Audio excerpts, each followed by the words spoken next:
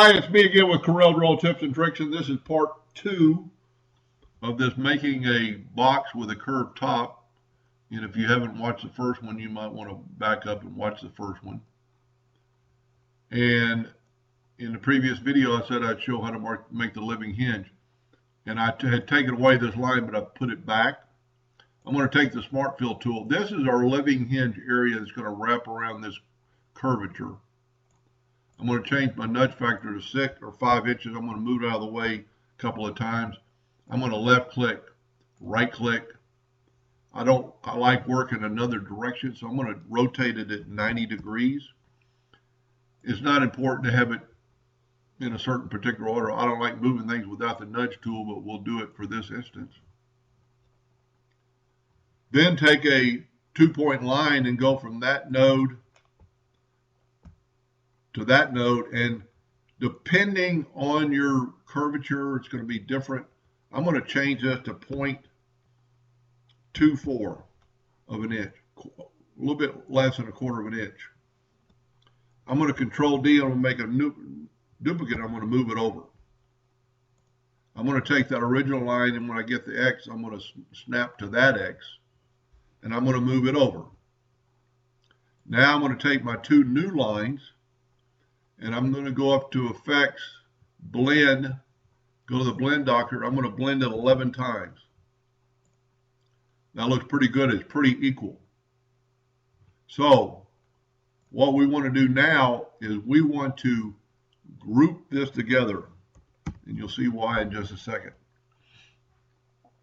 Now we're going to take another 2-point line, and also if you'll look, let's measure this.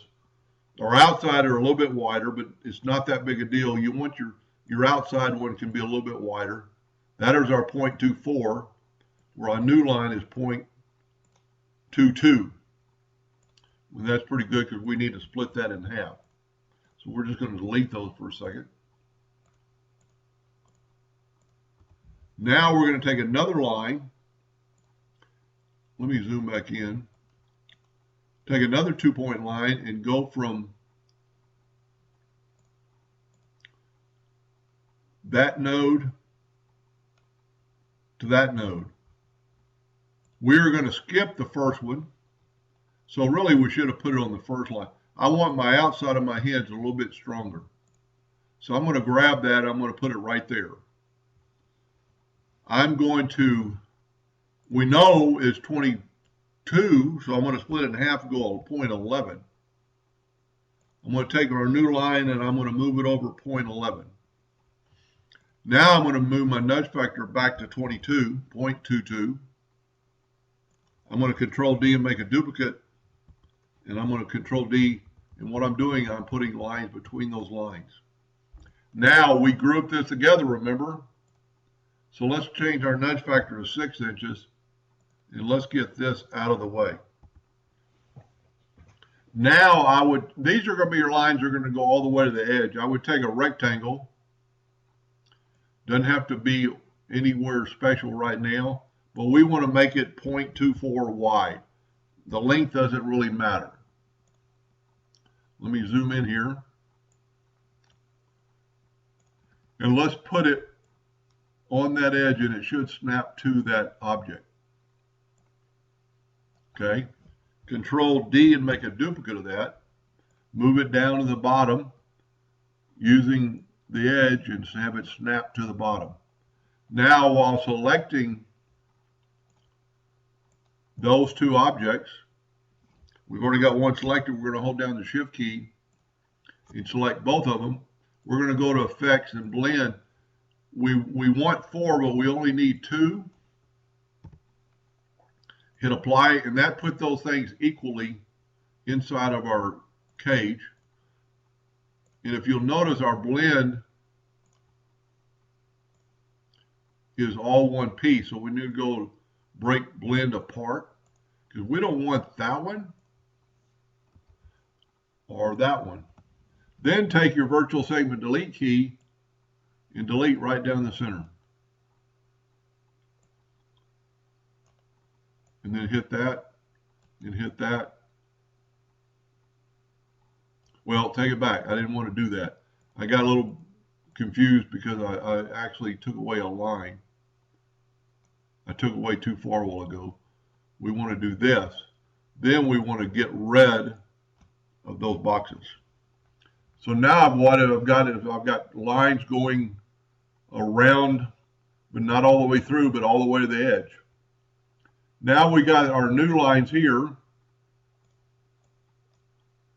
And I noticed I didn't do a very good job. One of them's out of place.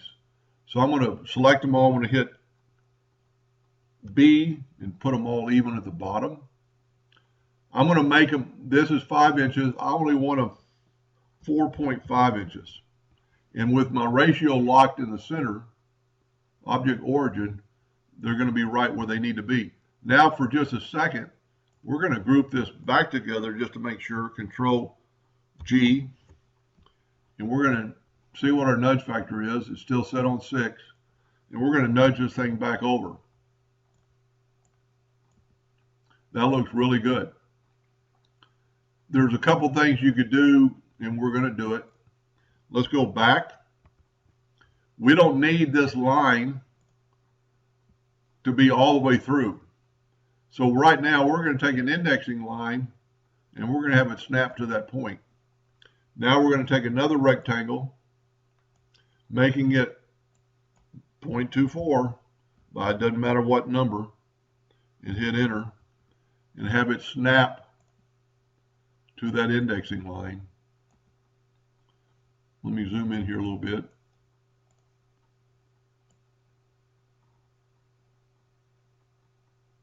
Well, it's saying it's in the center. Maybe my indexing lines are not in the center. Let's just get rid of that indexing line.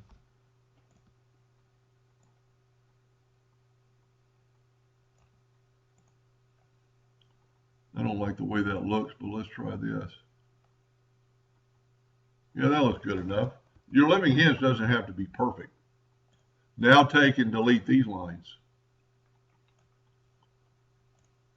And then remove your rectangle.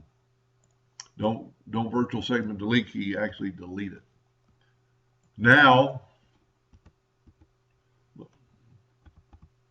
let's select it all and nudge it back over that 6 inches. That's really done. Looks pretty good. That'll be a nice living hinge. Now, let's group this thing together. Control G. Let's rotate it back 90 or back to 0.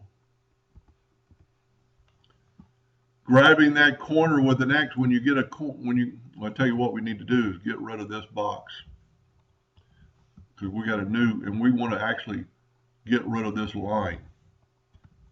We don't want a cut line all the way through there. Grab that X where you get an X and have it snap to that corner. There is your living hinge on your box. And remember, we spaced out the first hinge. You could put another, if this is going to be a lot of trial by error. If you don't, if you think you need a little bit more flexible, right here it's not quite as sharp a turn as it is in the middle, so this might work perfectly. You can always add, and let's just show you how to do that before we stop this video on this segment. Ungroup this, Control G or U for ungroup. Let's grab that line, and remember the magical number is 22. Grab that line and Control D and make a duplicate and move it down. We'll do the same thing on the top. Grab that line, Control D, and move it up. That way our hinge is a little bit better, maybe more. Yeah, I would say go with that. Now we're going to go Control G, and living hinge is done. So stay tuned for part 3. Hope that wasn't too confusing, and thank you for watching.